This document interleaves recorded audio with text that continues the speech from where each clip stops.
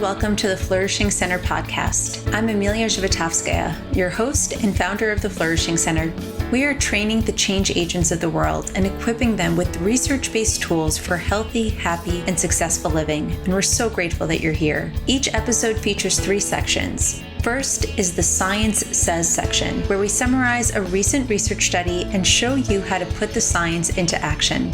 Next, we give you a research-based life hack with simple strategies for incorporating positive psychology into your life for greater well-being. And then our Practitioner Corner is where we interview someone who's out there living, breathing, and spreading positive psychology in their own unique way. Learn about how they're growing their personal and professional work and get inspired with strategies for how you might use positive psychology in your own life. Thanks for listening, and let's dive in. Hello there, friends.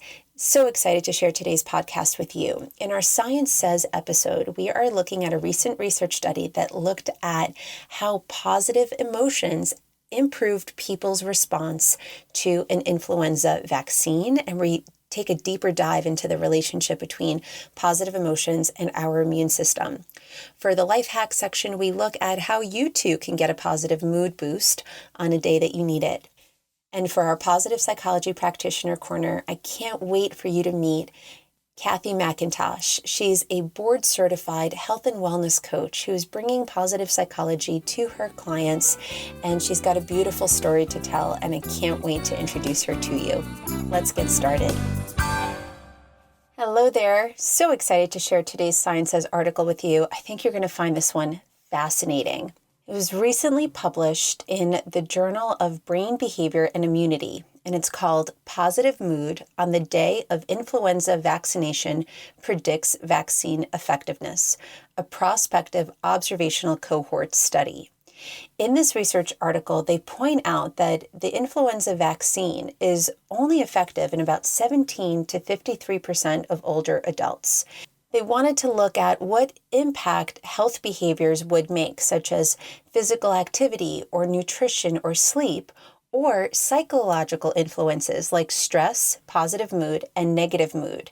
So they measured people on all of these variables on the day of their influenza vaccine and then continued to follow them for 6 weeks afterwards. They looked at 138 people, ages 65 to 85, people who are particularly more vulnerable to getting the flu.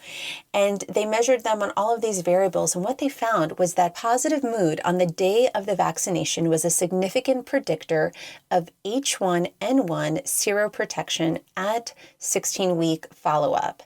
That's 4 months later after they had received the vaccine. And what they found is that while there was a relationship between overall mood in the weeks after, the amount of positive mood that the person had on the day of the vaccination was the one that had the highest predictor.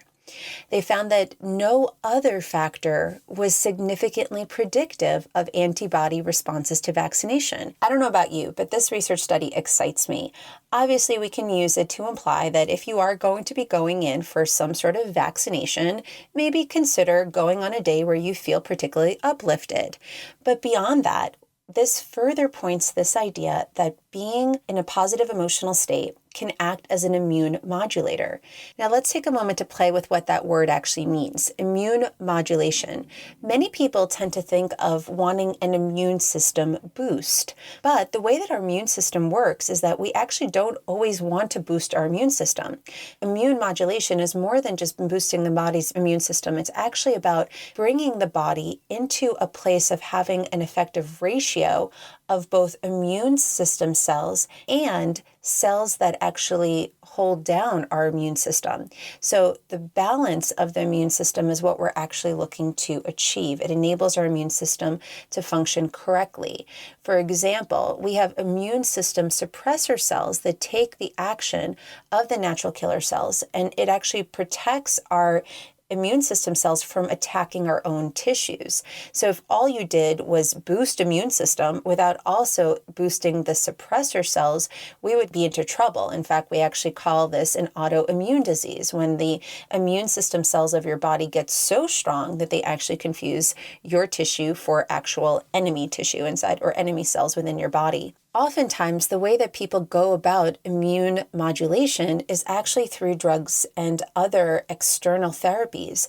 But this possibility that we can immune regulate ourselves by inducing positive emotions is really, really huge. And when it comes to vaccinations, we've actually seen this be true for other studies that have been done on the influenza virus. Another research study looked at greater antibody responses to hepatitis B vaccinations when positive emotions were present. And this suggests that perhaps just on maintenance of our immune system, we could use positive emotions to keep ourselves healthy, well, and vital. It is important to take in some of the limitations of this research study.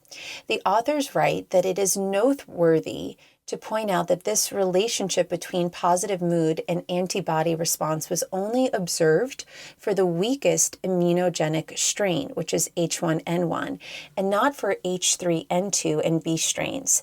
This is consistent with other research studies that have looked at other environmental factors, and what they found is that when they looked at full doses of vaccinations, things like physical activity or other interventions that they had previously found to help improve the benefit didn't work as well on stronger strains of vaccinations. But if we're thinking about the impact that positive emotions might make on a weaker strain of a vaccine, the research points out that it can be effective.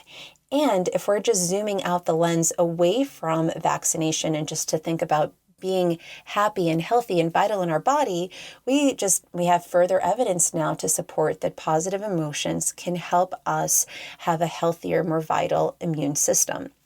Other things I would love to have seen done from this particular study is it's left me really curious about what type of mood were people experiencing, because there's so many different ways that we can experience positive emotions. So were they stronger in positive emotions because they had a sense of connection or feeling like they belonged, or were they feeling content, or were they feeling hopeful, or were they feeling grateful? What was impacting their positive mood? And it would be so cool if future research could actually even take a deeper dive, because if we understand even more specifically about the type of emotion that's being created, we can create even more specific interventions. Hope you found this study interesting. It'll be really fascinating to see where this field goes in the upcoming years and decades as we continue to find even stronger relationships between the psychological element of our well-being and the physical element of our well-being, and start to see them being put together.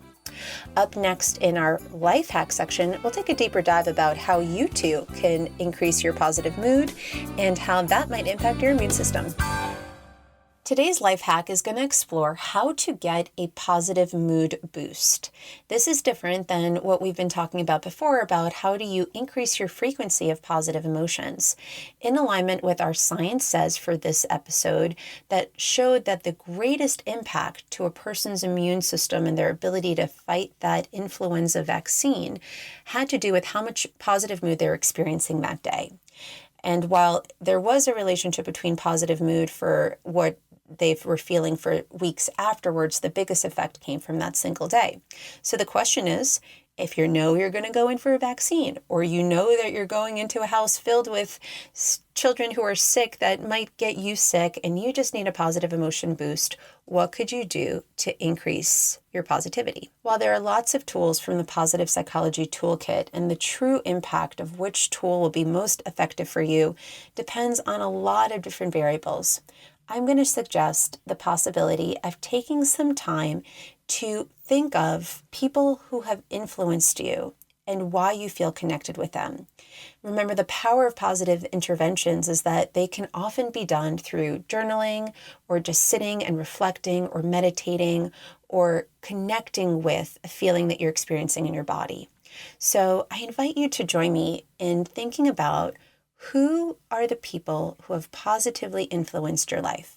And then pick one person and imagine expressing gratitude to that person, thinking about the ways that they've influenced you, but then amplify that positive emotion by thinking about all the ways that you are connected to that person, all the ways that you belong, that they are a part of you and you are a part of them in the sense that they have supported you, and in you allowing them to support you, has supported them. The key that we want to tap in this positive mood booster is that sense of feeling that you belong, feeling that you're connected.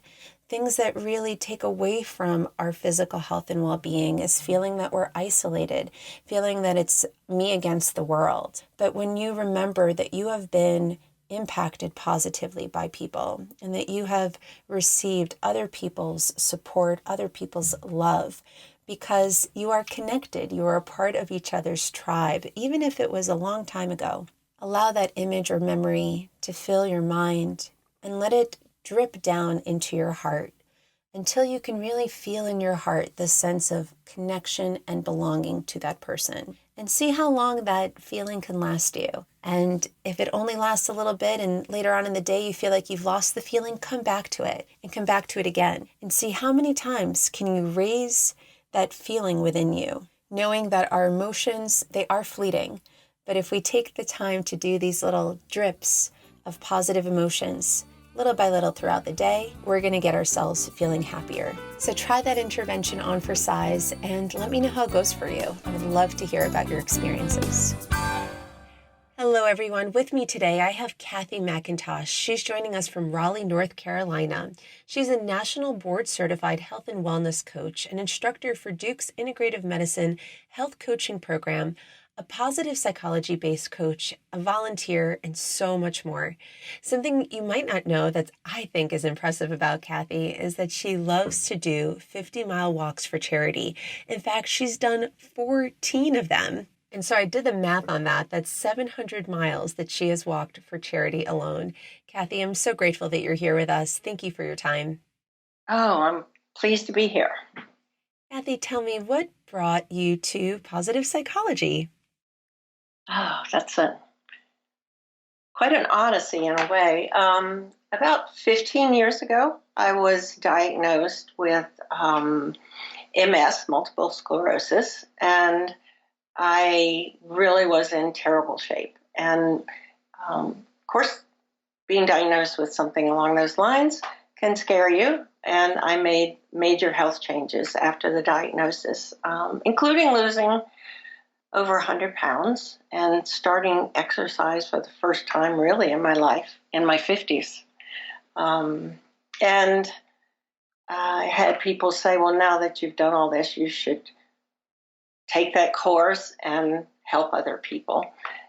So I looked into the health coaching course at Duke Integrative Medicine, and it really appealed to me, the integrative nature of it, the self-care aspects, the mindfulness, and the domains of self-care, and have thoroughly enjoyed it. I've been doing this for 7 years. How I came to positive psychology is also through that route, because as a health coach and a speaker and a facilitator, when the opportunity came up to facilitate a program in positive psychology, a pilot program for the National MS Society called Everyday Matters, Living Your Best Life with MS, I was asked to be part of that program. And it's a 5 to 6 week program in positive psychology. I've taught it for about 5 years, or facilitated it. And that led to much deeper entrance in positive psychology, and eventually to CAP. So it's a long journey, but it's all related. That is so inspiring, Kathy. Even at the beginning, this commitment to taking control of your health and to lose 100 pounds and to embrace something new when it had not been a part of your lifestyle is such an inspiration. It just reminds me of a phrase that I frequently say to myself or to my clients, like, the body is so forgiving if you just give it what it needs. And sometimes people think, well, it's too late and, I've got this or this isn't working. And it's like, no, the body knows what it needs. And if you just begin anywhere, giving it the conditions that will support it, it's so forgiving. It really is. I think a lot of people, when they face a diagnosis like that, feel like they've lost the ability to say, I can. They think they're helpless. And it's not really learned helplessness. It's just kind of lost and confused, and they tend to isolate themselves. And we know that none of that is good for ourselves, but also the self-care, the nutrition, and whatever you need, the more you attend to, the better your body cooperates with you. Absolutely. And what are some of the things that you find are most helpful for your clients when they first come to you for wellness coaching? I think one of the most helpful thing is I usually begin with some pretty thorough self-assessment tools that honor all of those self-care domains as well as personal and professional care, and the mindful awareness. And a lot of people find surprises in doing the self-assessment. They may have come for coaching for weight loss or job development or any of those things, and they discover that really they need to work on other things first, that's really where they're stuck. That self-examination is a big piece. I love that, because in our model, we talk about how self-awareness enables self-compassion and enables self-care. And so often there are certain things that we're just not even aware of. I know that in our research on the stages that people go through when they're trying to make a change, there's a whole stage dedicated to this unconscious awareness. So you're not even aware of what you need, or you're not really thinking about changing these domains, and how important assessments sometimes are to raise that kind of consciousness. What are some of those domains that you think that people might want to consider that they may not be aware of that impact their health? One of the major ones that people come to are mind-body connection, and also relationships and communication. Of course, some of the other ones are more obvious, the movement, exercise, nutrition, but we also cover things such as your physical environment and your spirituality, your contact with the world.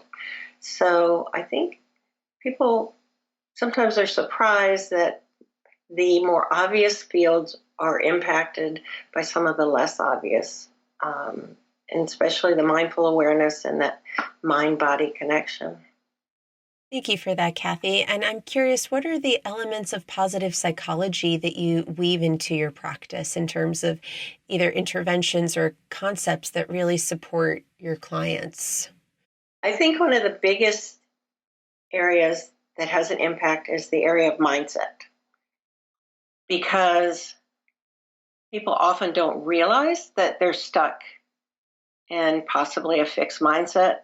They see no hope for change, or they don't even realize that they are stuck in that cycle of no hope, and not really sure how to recognize it and then how to grow instead of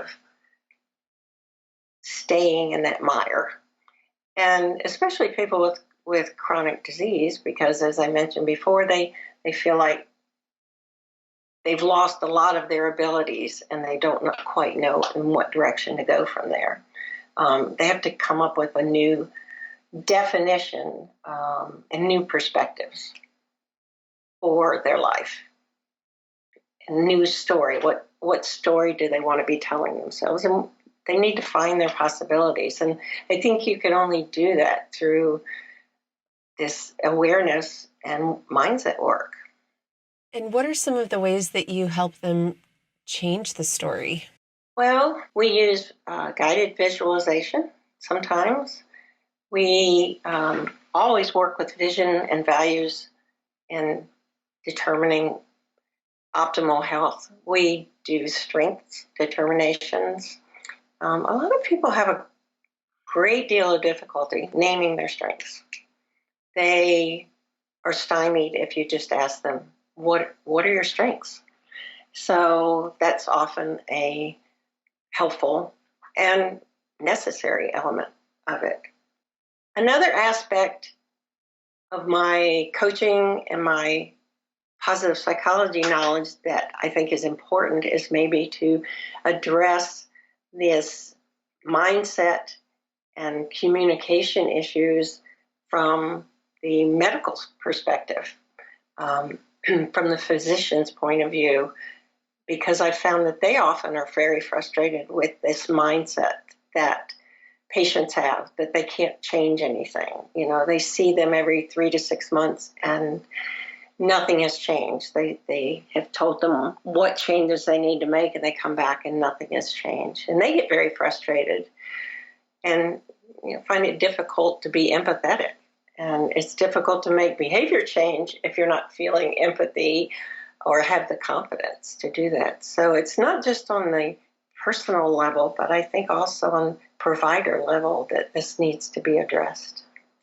That's such a powerful distinction. And I always say to potential coaches that's such a powerful place for wellness coaching to come in, because oftentimes providers are providers of information. Their specialty is understanding what the body needs, but they're not often trained in behavioral changes or how to support people in taking the knowledge that they are giving the patient to how to actually implement those changes. And this is where wellness coaches can come in to actually create the behavioral changes, because we as positive psychology practitioners, as wellness coaches, know what does it take to help people patiently work towards their goals, shift their limiting beliefs that might be getting in the way of it, understand how to work with emotions and with behaviors. And that's a different skill set than what doctors are often trained in. And there's a movement to shift physician training towards more coaching skills and understanding these things. And in the meantime, there's also such a need for people to have this type of support that's not currently given to them. Yeah, there's actually research that shows that when the physicians are more empathetic and actually take that time to learn from the patient's perspective rather than just their own perspective, that health behaviors change.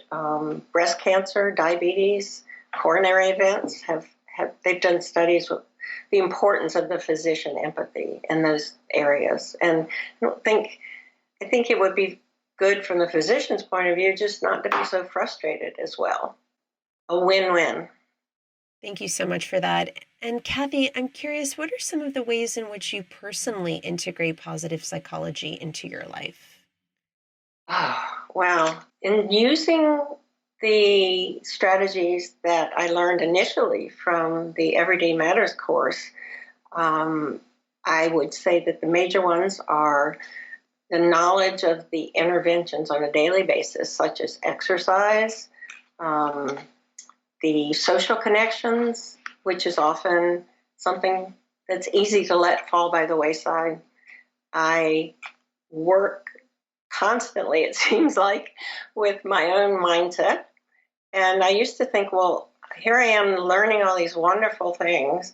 How could I possibly have a fixed mindset? And lo and behold, I have quite a few of them. So it seems to be that awareness of these concepts and putting them into practice that helps me the most. The gratitude issue is not something I don't actually write down on a daily basis, but I am constantly stopping and being grateful for things, which is quite a turnaround from even 10 years ago. I can get quite a lot of pleasure from nature and just the small things in life. It was so beautiful. Thank you for sharing the permission to be human and reminder that we can have a growth mindset, about fixed and growth mindset. That mindset is just a set of beliefs. And I too am tickled pink when I recognize, like, oh, there's a very limited belief I'm having about my capacity here. Or when I say things like, I don't know how to cook. And it's like, well, no, I currently not making cooking a priority, but I can learn how to cook, and I will learn how to cook when I'm, preparing for motherhood. But right now I'm not. And so I'm leaving that one out. Right. So it's just this constant discovery of oneself and continuing to just be curious about oneself. So thank you for sharing that. Certainly. I practice mindfulness in my own unique way, I have bird feeders, and they are hypnotizing to me. I can watch them, especially in the snow, and just everything else disappears. So I have tried to use that as an example too for other people who's like, oh, I can't do mindfulness. Well, find what works for you is often the answer, that everyone has their own method to awareness. One of the things that comes up when I hear you talking about all of these beautiful transformations that you've just uncovered in the past decade of your life. I mean, I get this image of just a flower where it's like one petal after another, and it's like the image in yoga of the 1,000 lotus blossom crown chakra type of image where they're just like expanding and expanding and expanding. I'm curious, how do the people around you regard the shifts and changes that you're making? Because I think so often we think about what are the things I need to do to improve my health and wellness, but as we begin to change, the people around us are impacted. And I'm curious, so how have the people around you been impacted by the shifts that you've made? Well, let me think. I feel that I've been a very good example, unknowingly, for people who have difficulty making health changes.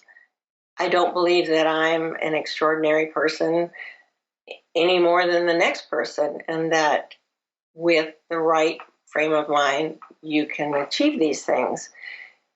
And I believe that has helped a lot of people when they say, how did you do that? I said, one small step at a time.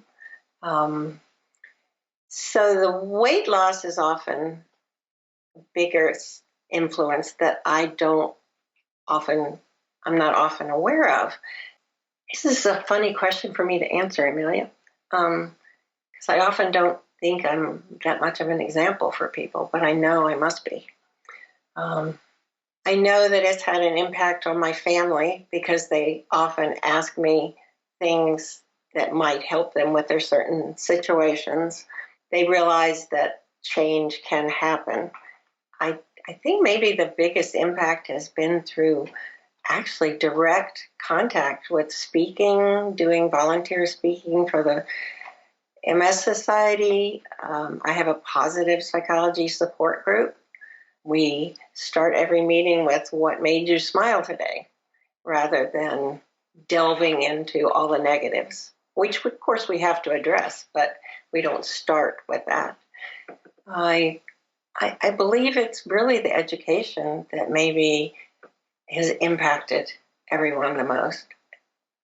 And my personal examples, I guess, of change. I just realized that's a great question and a great way to start any meeting. I frequently will ask people to share what's good. And one of the things we know about the research on primers is the importance of varying up the primers because we adapt to them. And as you said that, I realized I think I need to change up my questioning because I think people have probably adapted to my question of what's good. And that, oh God, what a cool question. What made you smile today? I love that. It helps people pick out something much more direct that they're grateful for, rather than the global concepts of, oh, I'm grateful for my family.